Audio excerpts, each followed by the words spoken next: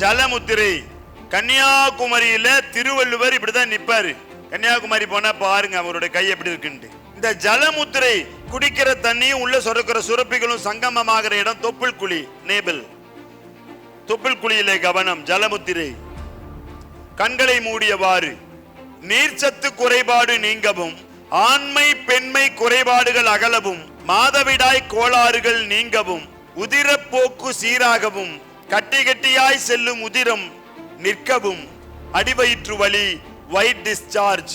ஆண்களுக்கு உயிரணு உற்பத்தி குறைவு, மொட்டிலிட்டி இல்ல, வீரியம் இல்ல, விந்தணு குறைபாடு, உயிரணு குறைபாடு, மகப்பேறு இல்லை.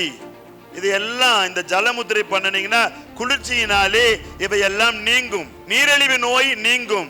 டயாலிசிஸ் பண்ணிட்டு இருக்கிறவங்க வாரத்துல 3 முறை 2 முறை பண்ணலாம். இதை தொடர்ந்து பண்ணலாம். 2 முறை பண்றவங்க 1 முறை பண்ணலாம். 1 முறை பண்றவங்க அதுல இருந்து தப்பிச்சுக்கலாம்.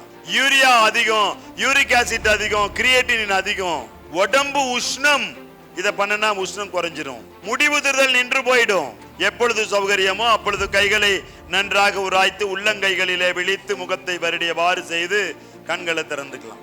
முகவரி: ஸ்ரீ சத்யேந்தர் சித்தர் பீடம், சித்தர் மூலிகை ஆராய்ச்சி மையம், 567/2, ரெண்டி சுவாமிகள் சித்த மகா சமாதி, பெருமாள் சுவாமி மலை அடிவாரம், ஆனைமலை, பொள்ளாச்சி, கோவை.